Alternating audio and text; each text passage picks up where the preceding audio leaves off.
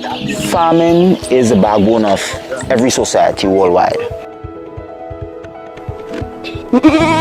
Could be what you are. You must have a two little tree you're growing.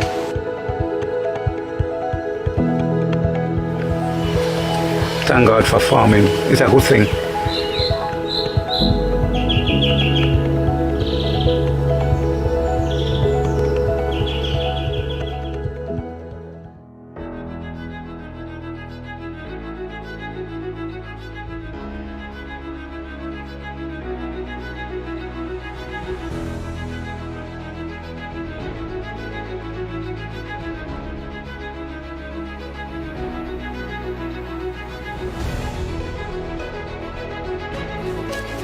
I'm a recent graduate of the Happy Secondary School and I'm a passionate young farmer.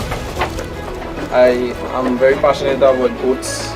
Since I was in school, they used to involve me as the most essential one in agriculture. So I always build a love for agriculture and a whole.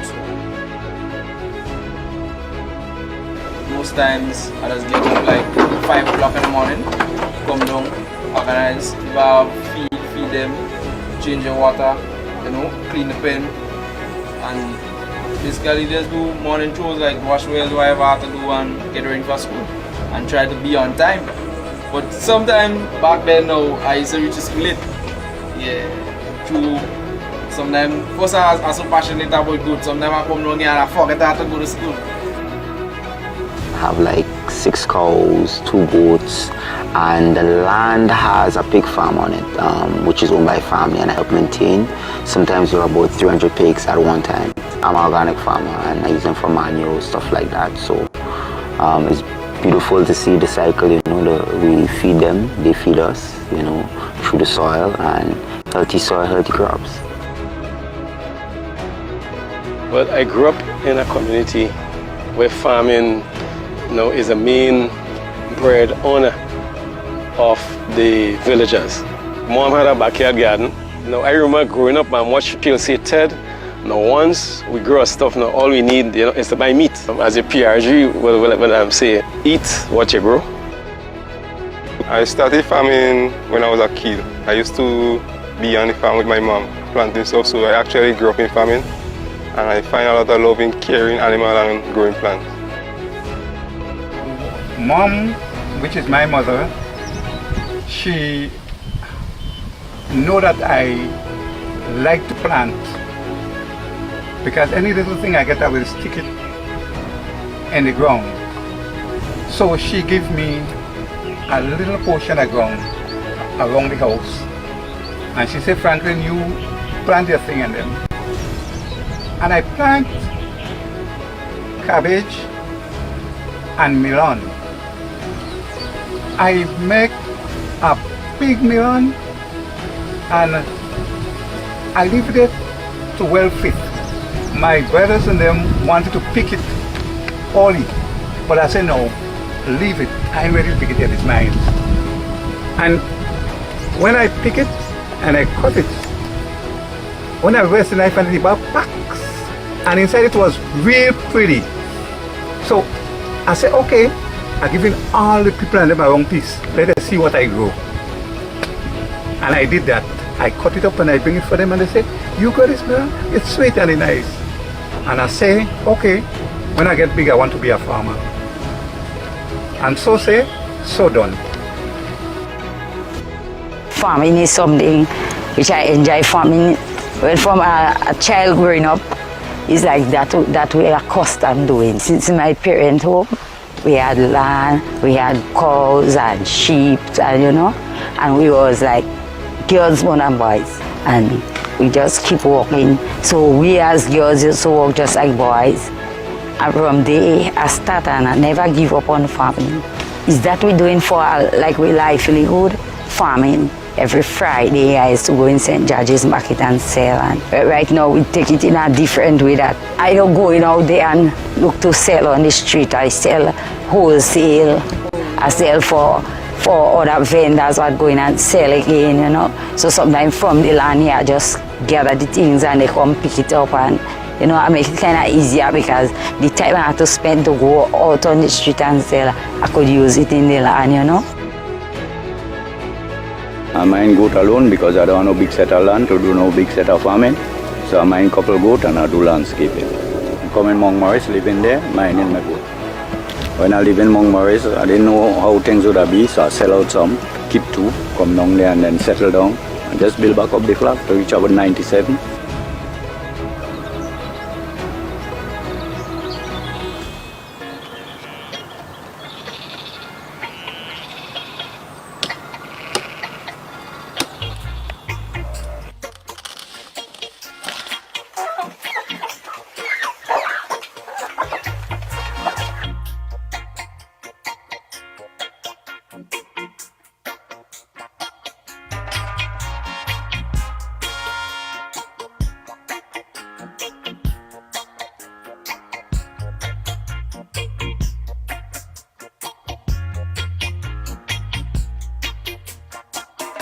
Tomato grow up tight.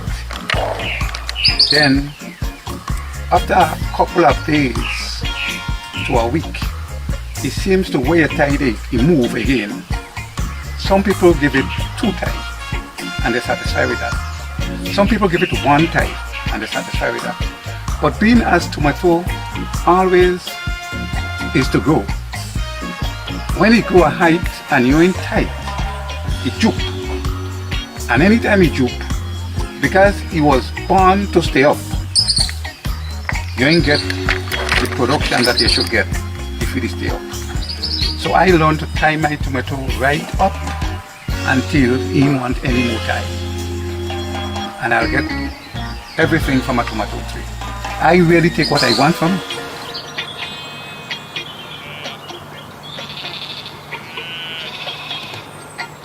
During the hurricane, you had a lot of damages up here.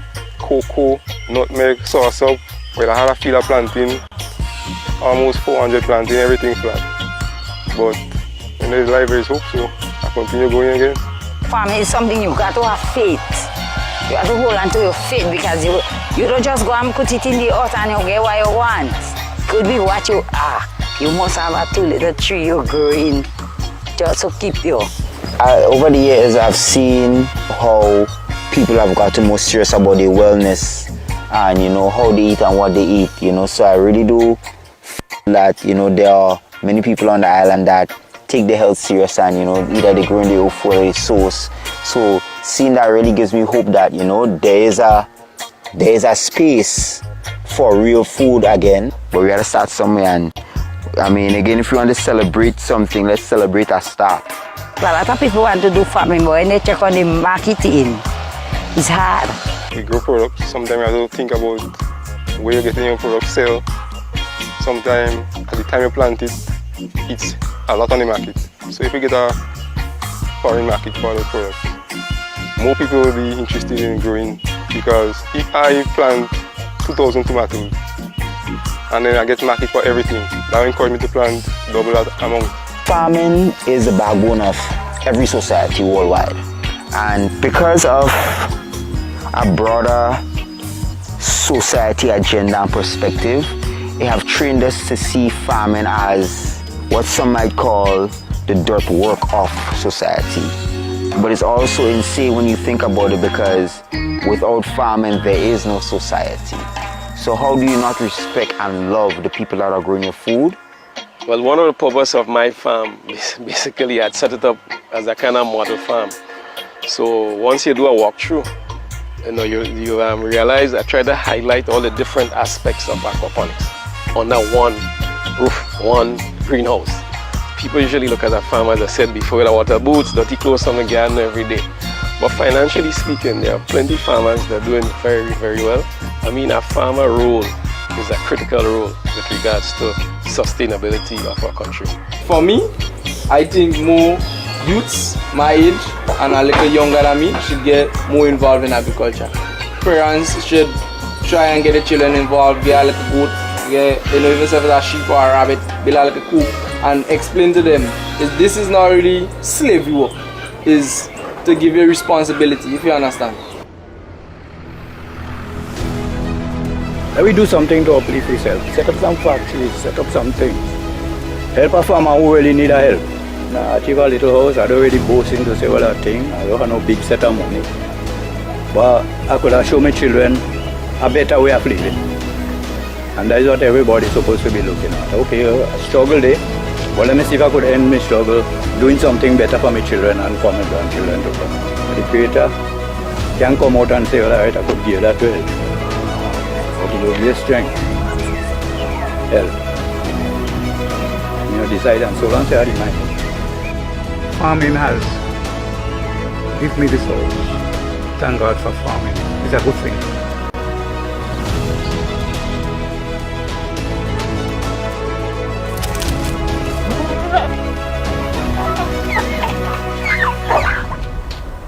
Yes. My name is Isaac Jazz. Jalon Young. Marcus. Ted, I sent Edward. Franklin Baptist. I'm Maureen, I'm a Grenadian farmer.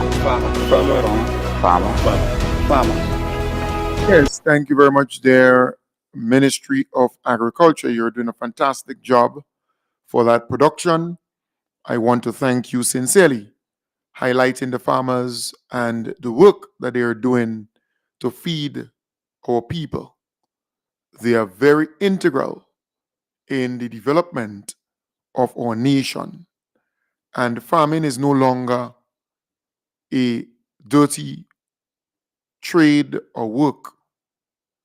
I know so many people who became wealthy out of farming. And if you check history, the people who were in charge of larger plots of land, they were very well respected and wealthy in days of old. So farming could earn you a decent wage and a good life. So I love the push from the Ministry of Agriculture and the NDC administration to make people appreciate some more the farmers, their contribution towards the development of this nation, and the injection of a lot of capital and material and resources in that particular area to help the farmers. The farmers are happy, just like the pensioners were very, very happy when the NDC administration came into power. They did not hesitate to pay the pension and the gratuity that the NNP refused to pay during the 23 years and a half. The NDC paid $75.1 million within months of taking office to the pensioners of our nation. Same thing with the farmers. The NDC administration injected over 30 million or so dollars in the hands of the farmers. You have women in agriculture, 7 point something million dollars. You have youth in agriculture, 3 point something million dollars, almost $4 million. Then you had that cash assistance that was given out, 19 point something million. So a lot of assistance have been given to farmers and fishers throughout Grenada, Carriacou, and PT Martinique. I want to encourage the people who are viewing me on Facebook and YouTube to share the live. I want to say I listened to the permanent secretary in the Department of Public Administration, DPA, and I thought she was very, very impressive. She had her facts. She knew what she wanted to let the public know about. The questions thrown at her, she was comfortable, she was full of knowledge, and she was humble, not arrogant. She answered every one of them.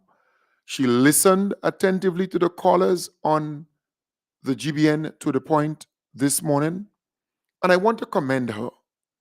I think she is a beacon of hope within the public service. She came across as very intelligent, as a person who knows fully what the agenda was, what she's trying to achieve, or what the government is trying to achieve. Because, as a PS, you have to carry on with government's policy. So you can take a bow, Ms. Marshall. I think you did well. And you explained the thing very easily, in a very simple form. I have a greater appreciation for the new pension plan. If you ask me 10 questions about it, I will be able to tell you based on listening to Ms. Marshall and our beloved Prime Minister.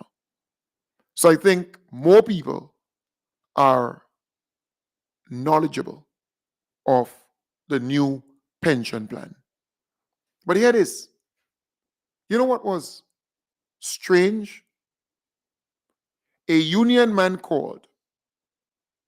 I recognize his voice to be this, is it Bud Patterson?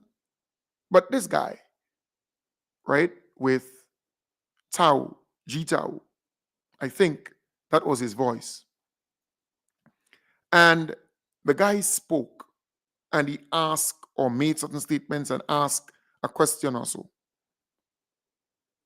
And he was speaking about involving the unions and making sure that they are part of this, negotiating with them, because the matter before us is one where workers will be asked to pay something more or pay something out of their salary. And the union should be consulted and there should be negotiation and all kinds of stuff. And I laughed. I was in the kitchen preparing some fish, okra, that kind of stuff, broccoli and some basic stuff there. And I laughed. I laughed out loud because I know the government, the cabinet, set up this committee and they asked the TUC, the umbrella body for the unions in Grenada, to send a representative to sit on that committee looking at pension reform, looking at regularization and so on. So they send them that letter requesting that they appoint somebody to that committee. But the unions in Grenada, they are not seeing each other on the same page. There's a lot of jealousy among them. There's a lot of fight among those unions. The leadership, they always see it as some fight between this union and that union. And they cannot agree on who should represent the unions on that committee. But still, they are saying, well, the union should be involved because they want the government to meet with all the unions. So every president of a union, the government should meet with them. Instead, what the government is saying, you have an umbrella body. Caucus among yourself and have that person who represents the unions on that committee to speak on your behalf, to advocate on your behalf. Government doesn't have to meet with every union leader. No. In fact, that would be too time consuming, in my belief.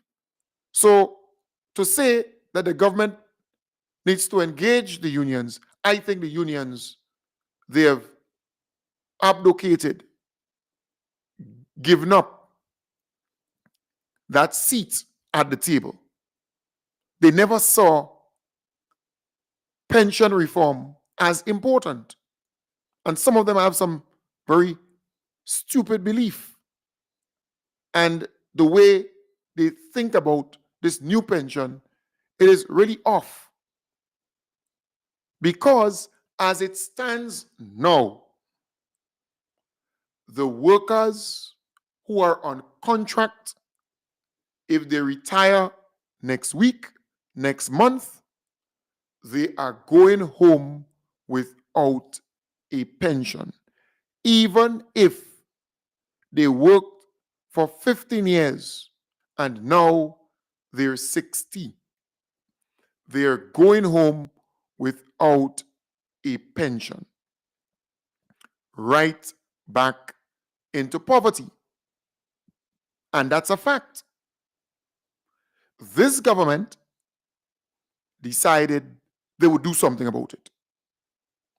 And as a result, they decided, well, we're going to set up this new pension for these workers. We're going to regularize them. We're going to give them security of tenure, but not under the 1958 pension laws. But we're going to give them an instrument where they can go to the bank, go to the credit union, because they have security of tenure. And when they retire, they will get a pension from the government of Grenada.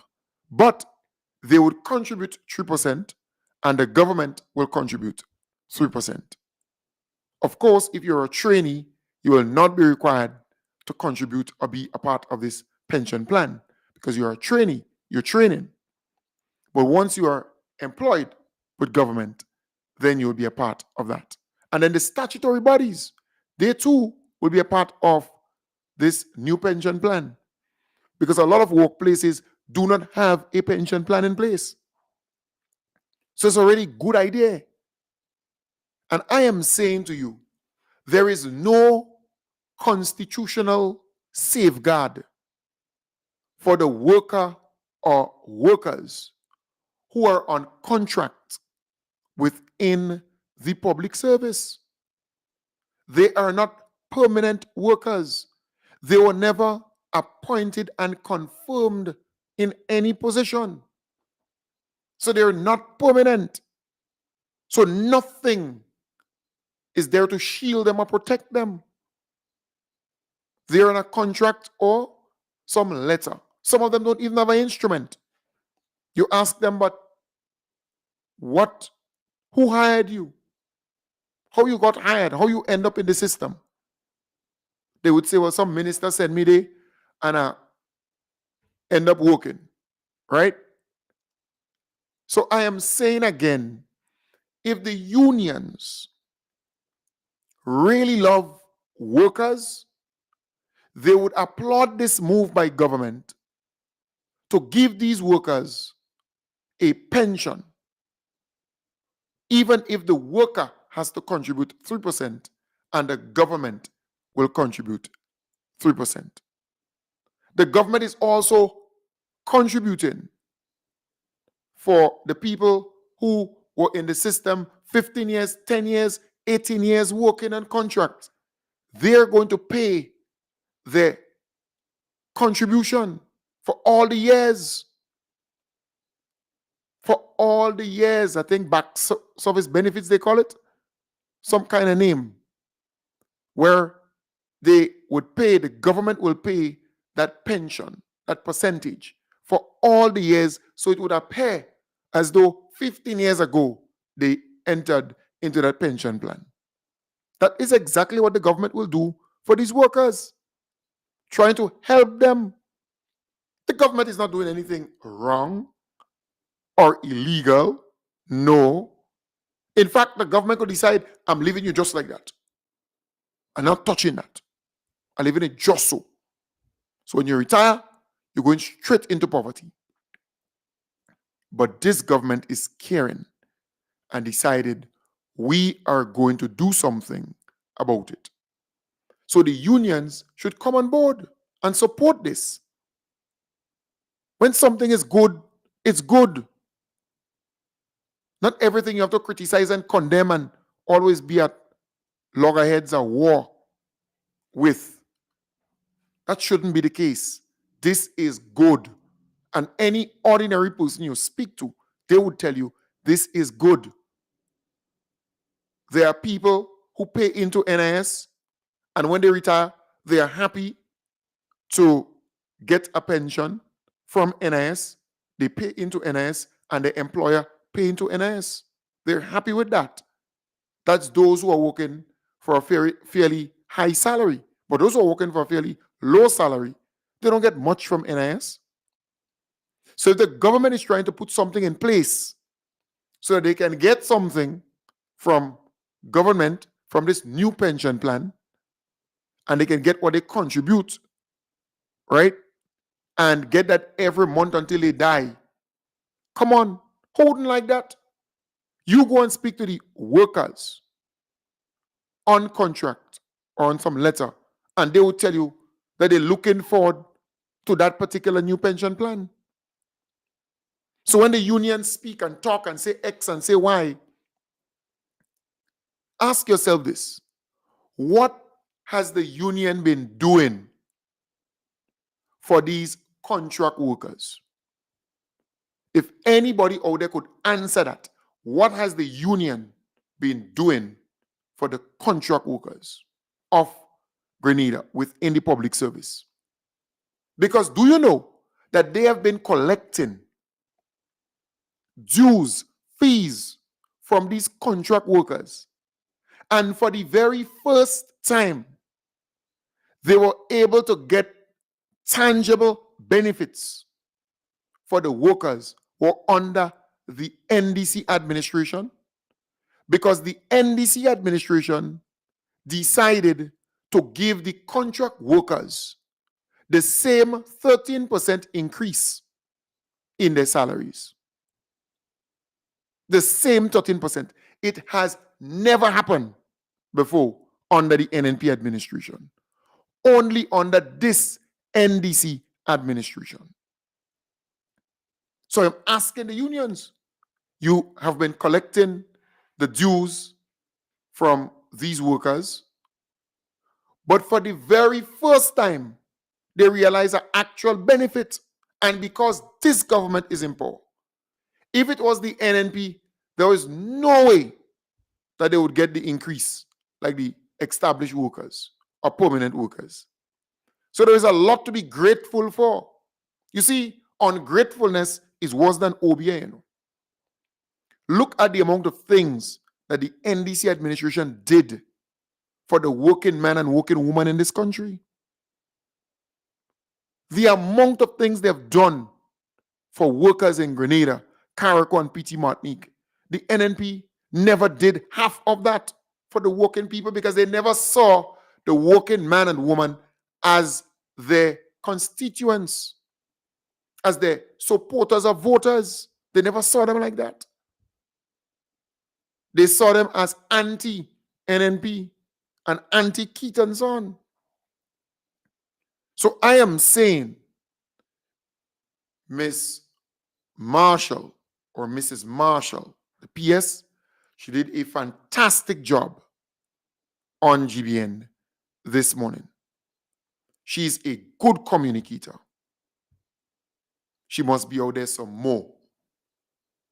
I want to also say that our beloved Prime Minister has been making the rounds, doing interviews, and speaking about the issues. That's a very, very good thing. I want to applaud him.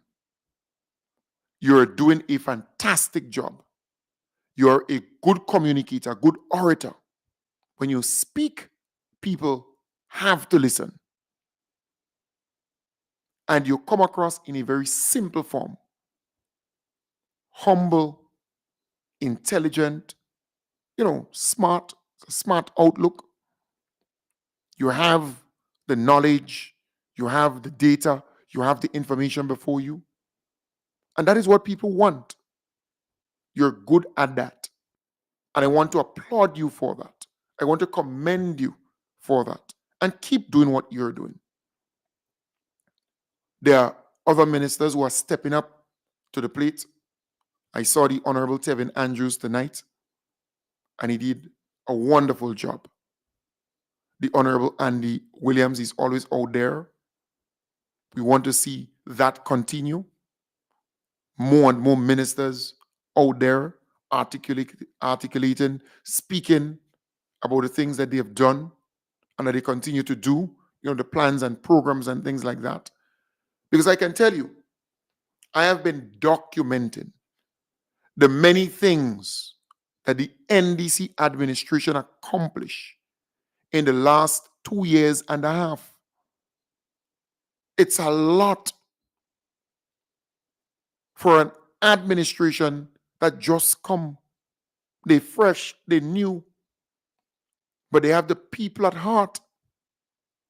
They have the people at the center of the transformation agenda. And we are proud of that.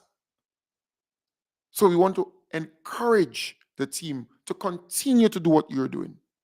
Yes, you will face opposition. Yes, you would have those pundits and surrogates and goons, zygotes and sycophants of the opposition who will try to distort, who will try to, misrepresent what you said. But the Grenadian people deep down appreciate this government. They love what this government is doing for Grenada, Carriacou, and Petit Martinique. And all you need to do is to look at the different demographics and speak to them. And you to realize that they are pleased with the performance of the government. They're happy with what they're seeing and what they're experiencing. Of course, the NNP will be out there telling you that everything is bad. I had a big laugh. I was listening to one of those NNP programs, and most of the callers talking about high cost of living, the cost of goods and services and so on. And I asked myself I say, wait, do we produce these things? Do we produce mackerel? Do we produce corned beef? Do we produce the Alaska or Dutch lady milk? Or the Nido or the Danny? Or do we produce the luncheon meat? Do we produce the sausage? Do we produce the rice here, the flour here? Do we produce the oil here, the onion, the garlic, the different type of peas? Do we produce that here? The salt fish, the pigtail and pig snout, the chicken wings and turkey wings and jumettes and so on that come from Brazil and other parts, or even North America? Do we produce these things here? And when you ask the question, do we produce ketchup? Do we produce the vinegar? The mayo? Do we produce these things here in Grenada?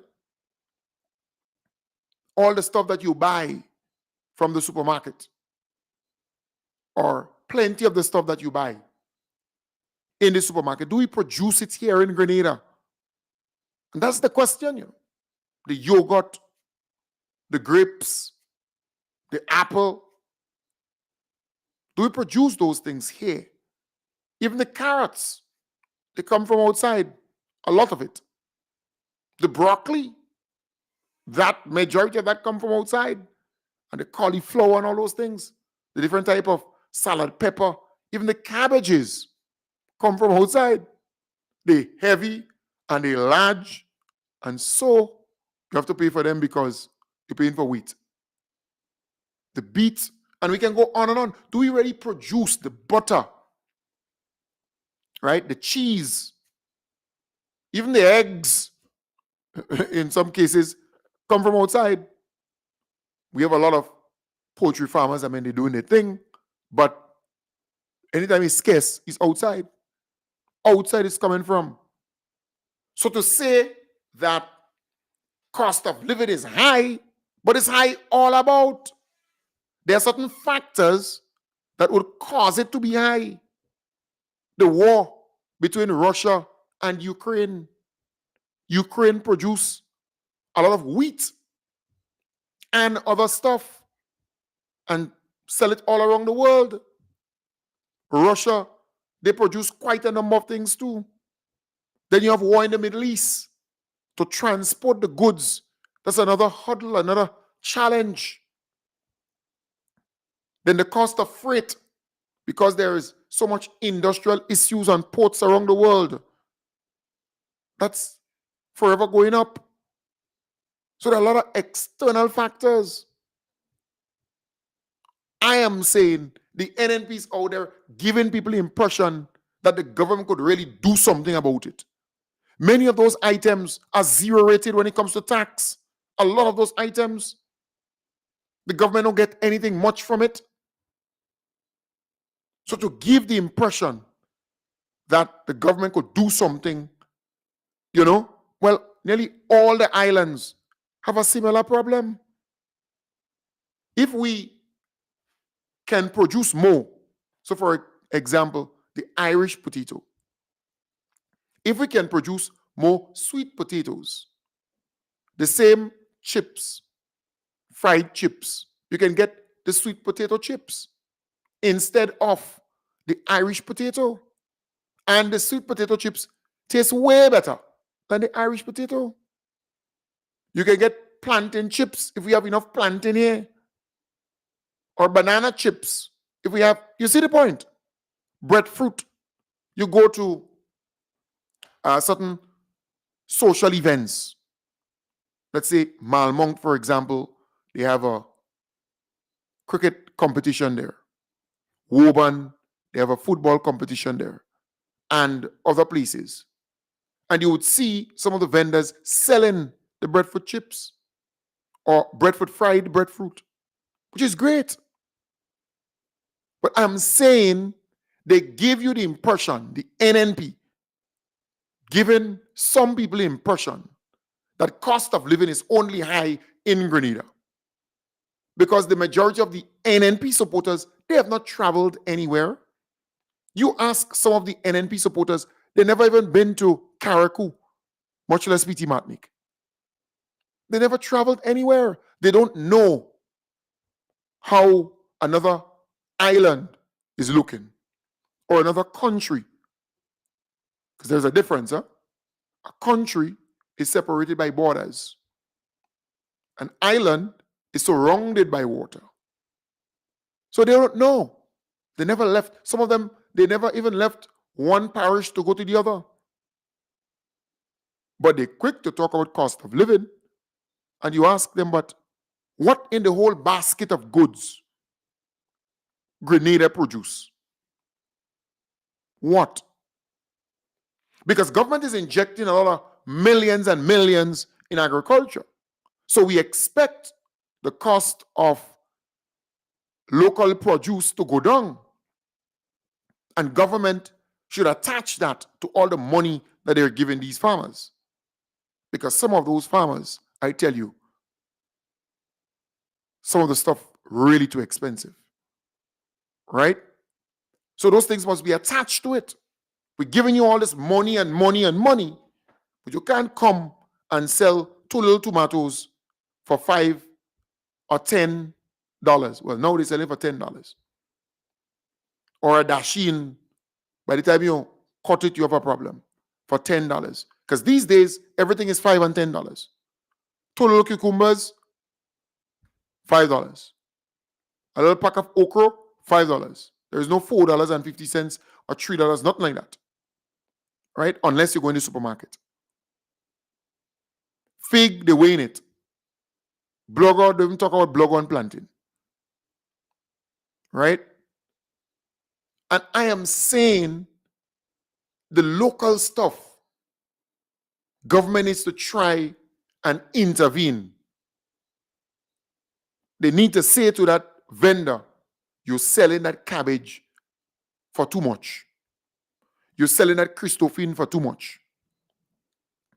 You're selling the limes for too much. You're selling the lemons for too much. You're selling the orange for too much. The watermelon for too much. The okra, the beans for too much. The peppers for too much.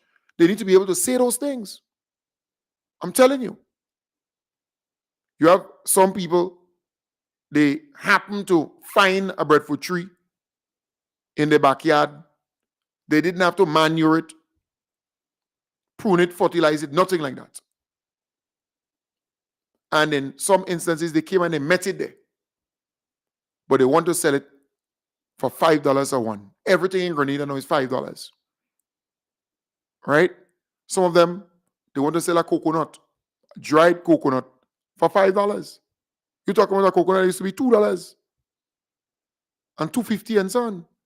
So everything is wrong money. $5, $10, $5, $10. But the government is pumping millions and millions and millions of dollars into this.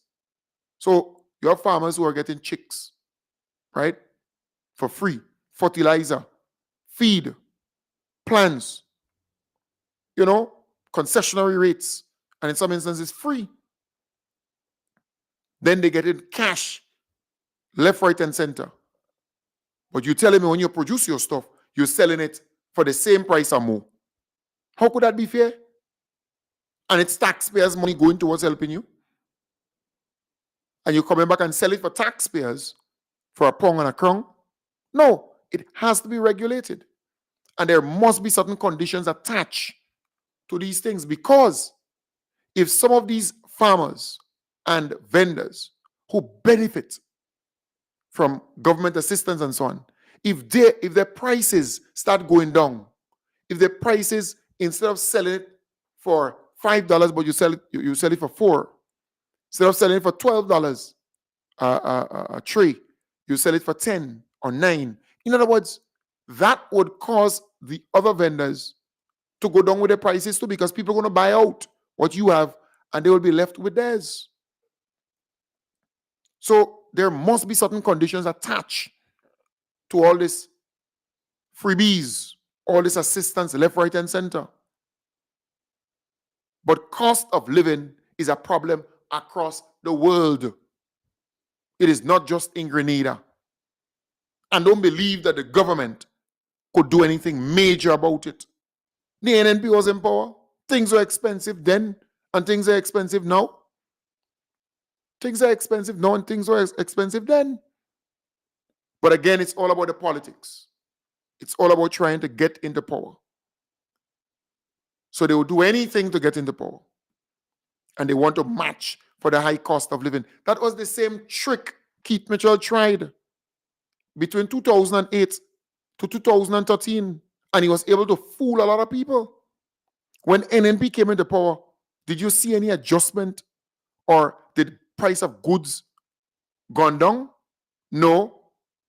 Every time the salesman show up by a shop, the price is different.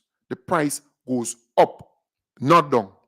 That is why the man who purchases a whole case of this, a whole case of that, or 12 in this, or 24 in that, they then benefit over time, because they don't have to go to the shop every day or every week or every month to buy, because they buy it by bulk. So they don't have to experience a high cost every time the salesman comes. Yes, when they're ready to buy, they would have to pay for it that price, right? But if you're buying often, then you're paying it umpteen times when compared to them. But it is a problem all around the world. All around the world.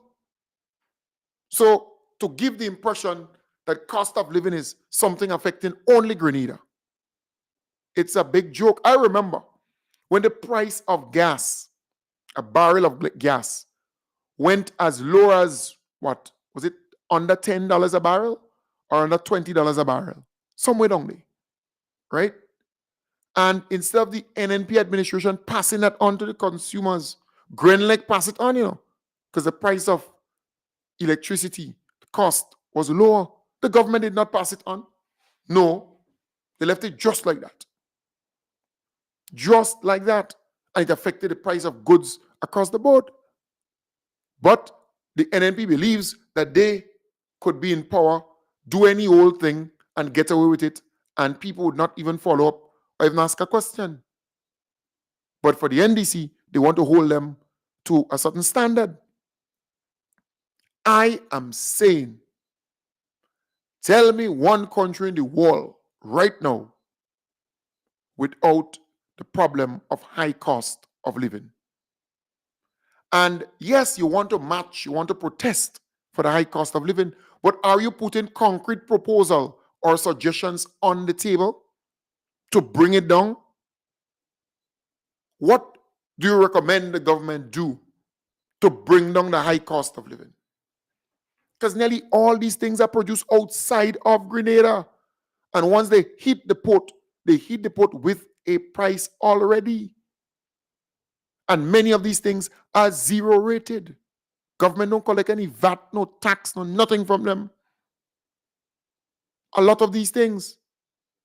But again, the NNP's out there saying all kinds of stuff because they believe they could fool people. They believe so. But the different demographics, our people are beginning to start to ask deeper questions. What have you done for the public officers in this country? NNP, you were there for 23 years and a half. What have you done seriously, significantly for public officers in Grenada, Carriacou, and PT Martinique? What have you done for the contract workers? Yes, you brought them in on contract, but they were going home into poverty. What were you doing to help these people? What have you done for the farmers, the police officers, the teachers, the small business owners? What have you done for these people, the youth? Yes, you used to talk about Imani, but that's all? Come on. So we have to start thinking deeper and looking at things holistically. Because the NNP, they believe that Grenadians would forget. They believe that all that they did, all the bad things they did during their time, people are going to forget it and go back and vote them back. That is what they believe. But Grenadians are waiting for them patiently. Because Grenadians know what they had to endure under the NNP administration. The NNP was brutal, in my belief. They spared no one. They spared no one. But if the NNP did what they were supposed to do, then it would have been easier to govern from an NDC point of view. NDC would have found it easier to govern. But the NNP, they were not maintaining nothing. They were not expanding anything. They were not transforming anything. Look at the people who are on the NNP stage. Look at the folks who are in the front of those meetings. I mean, folks who pass their best before dates. I mean, they drain, they beat up, they fight all kind of cockfights. Come on. What more can you give?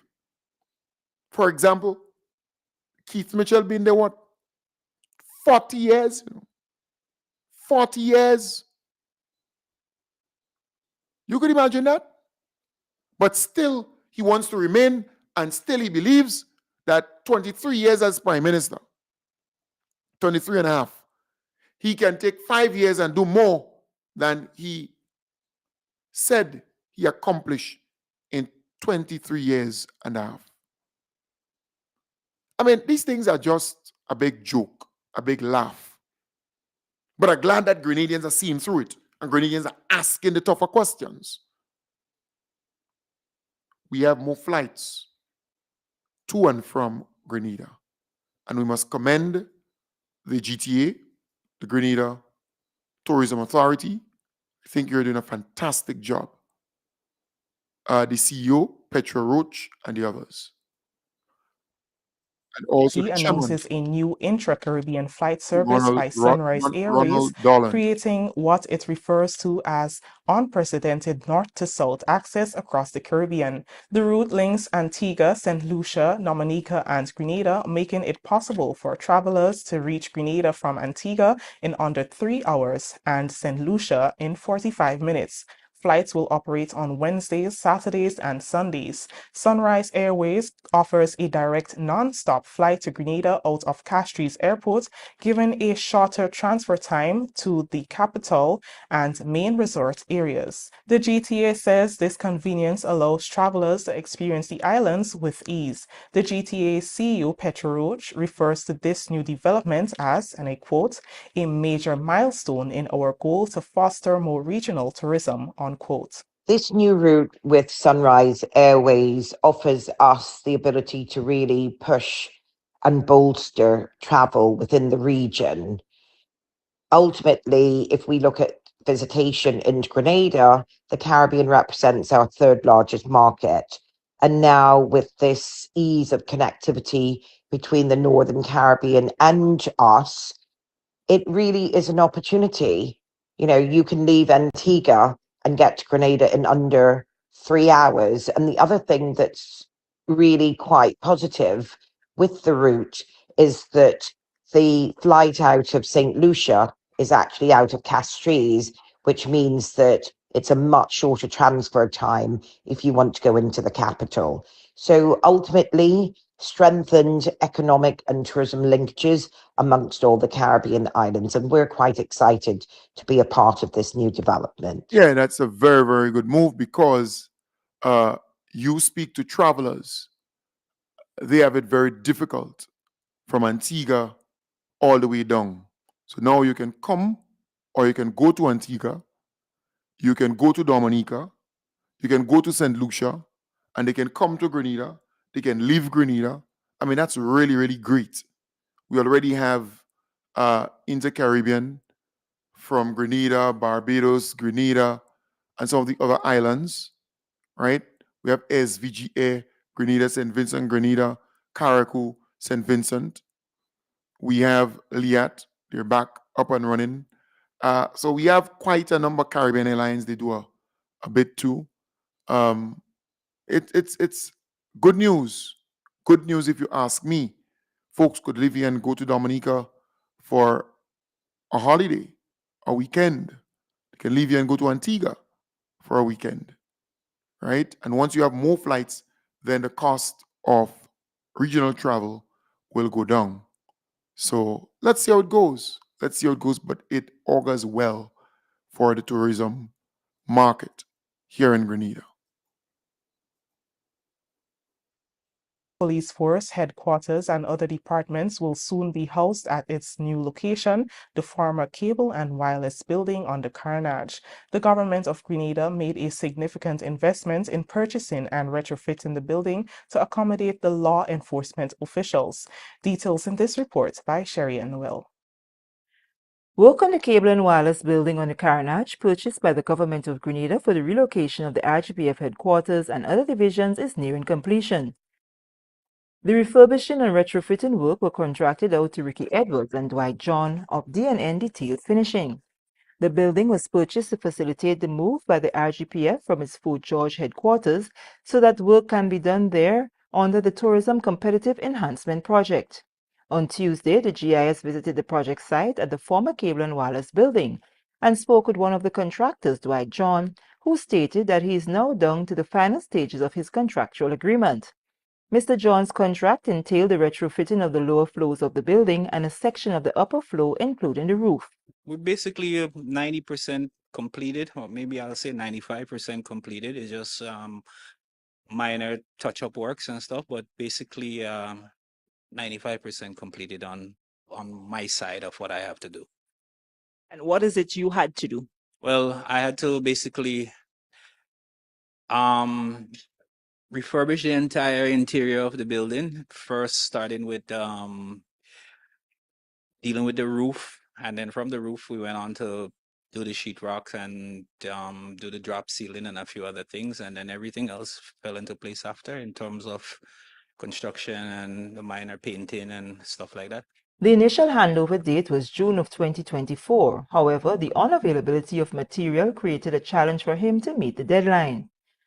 Yeah, in construction you always have challenges, and basically some of the unforeseen things that was basically out of our control, we had to deal with it, and maybe had little setbacks in time and when the project would have been delivered, but we kind of worked through it and got everything done. Actually, you were going to hand over in June, but you're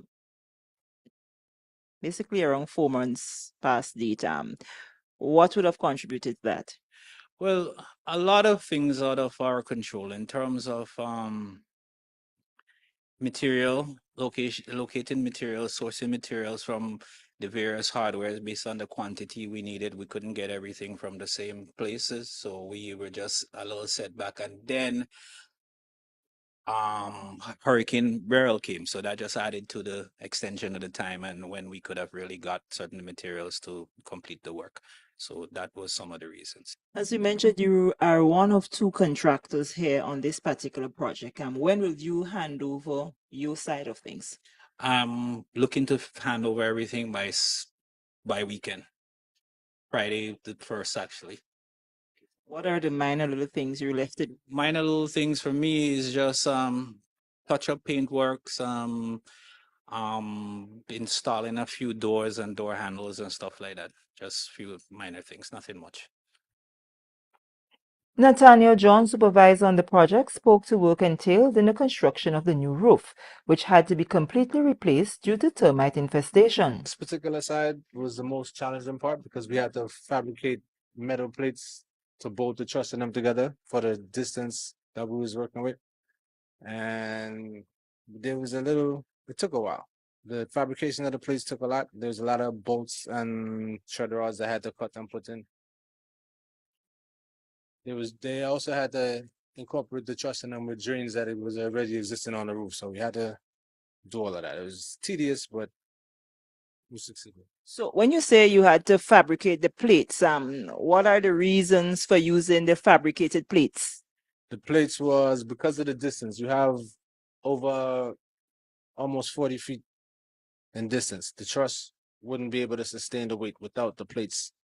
Like the different parts of the truss, bolt them together. We had to use the plates and tread rods and bolt them together so that they wouldn't droop or they wouldn't drop. They'll be able to sustain the pressure for the weight.